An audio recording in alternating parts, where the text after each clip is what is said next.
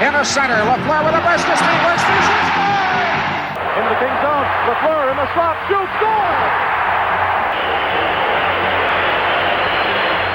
He was the Rocket Richard of the 70s for Montreal fans. Going up the right side 90 miles an hour and that long hair going. And Guy Lafleur was the best player on that best team. Very few players who would actually lift you out of your seat. But when Lafleur took the puck and his hair was flying behind him, people literally got out of their seats. Break. Lafleur over to Lemaire, back to Lafleur. He scores! I think his biggest asset from a coaching standpoint is his knowledge of the game at such a young age. There was a player who never wore a helmet, not out of carelessness, but as a silent declaration of war. His golden hair flew freely behind him as he tore through defenders, and every arena in the league knew exactly what was coming. They called him the Blonde Demon. He became the first player in NHL history to score at least 50 goals and 100 points in 6 consecutive seasons. Yet statistics alone cannot explain the fear. As legendary goaltender Gerry Cheevers once admitted, facing him felt like trying to stop lightning with a baseball glove. So what exactly made this man so terrifying?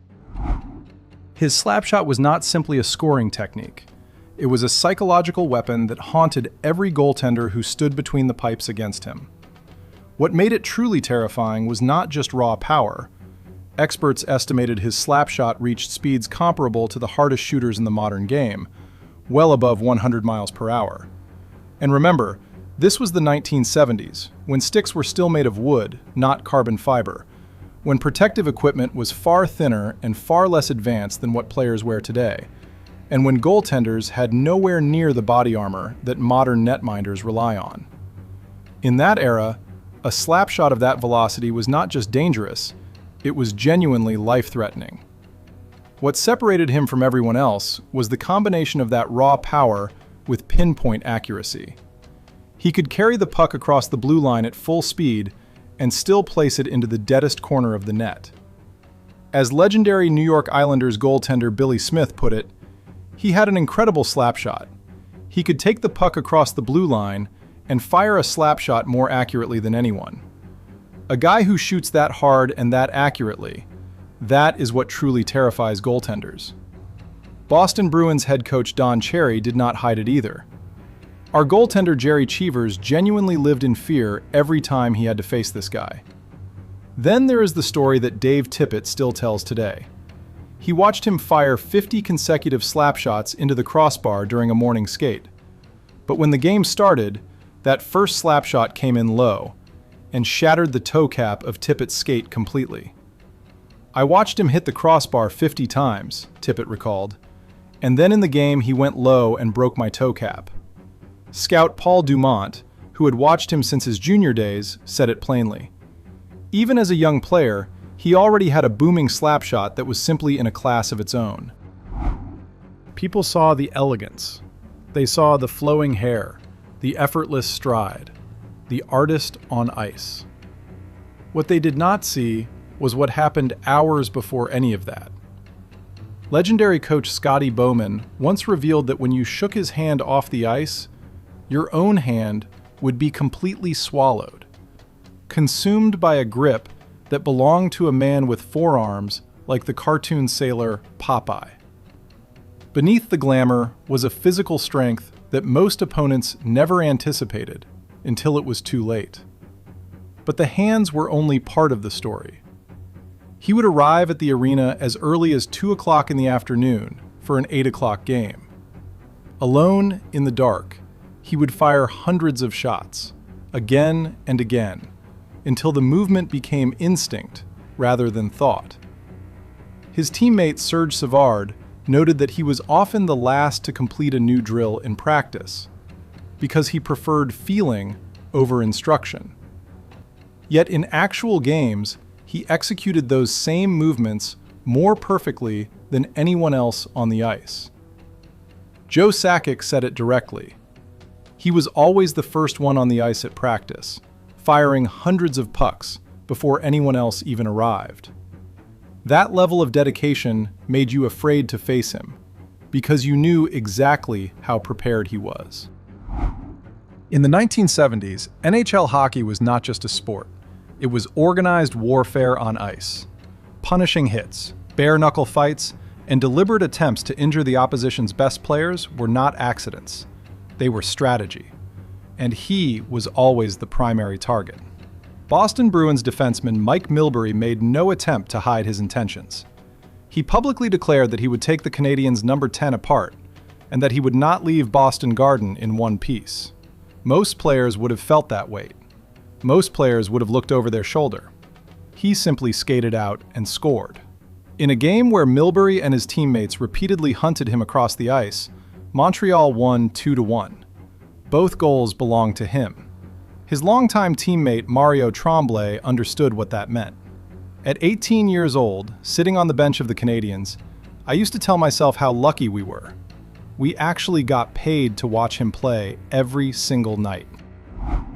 May 10th, 1979. Game 7 of the semifinal between the Montreal Canadiens and the Boston Bruins at the Montreal Forum.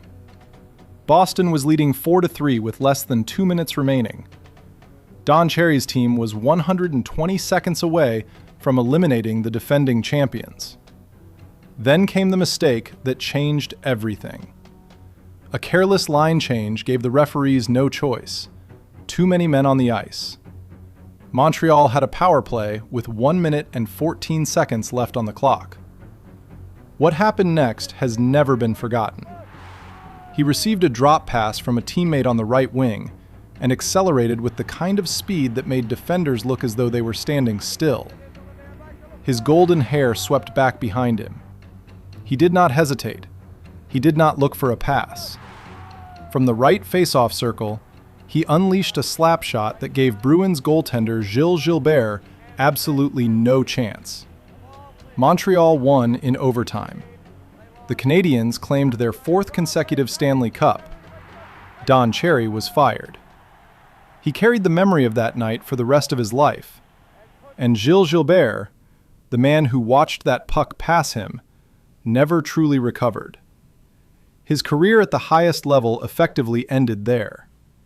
He spoke about it years later with both empathy and a quiet coldness that only the truly great possess. I think I destroyed his career. After that goal, he was never quite himself again. One single slap shot. One city broken. One career ended. That is the kind of player he was. The true measure of a player's greatness is not found in trophies alone. It is found in the eyes of those who were great themselves and still felt small in his presence. Patrick Roy, one of the most decorated and famously fierce goaltenders in NHL history, was not a man who admitted weakness easily.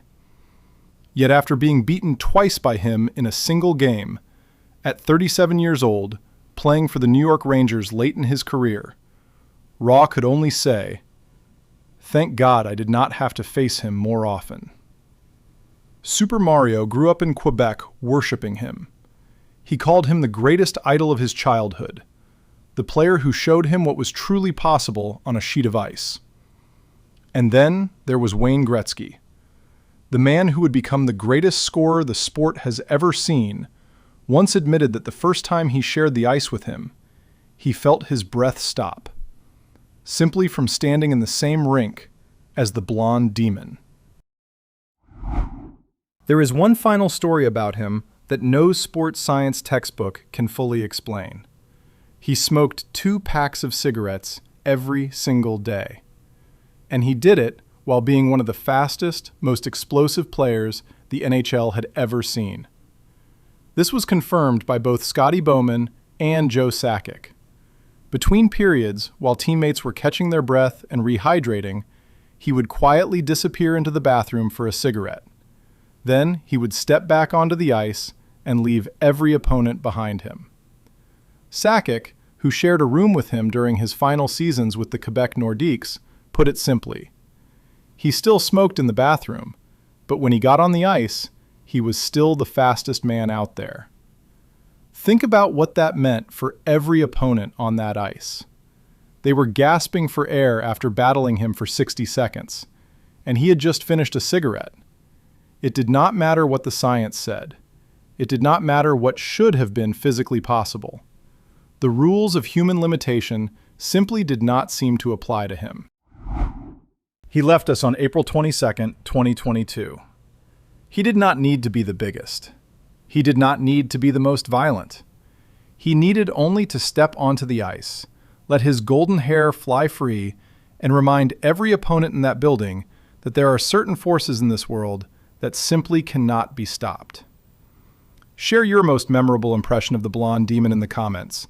We would love to read every single one. And if you want more stories like this, a like and a subscription means the world to us.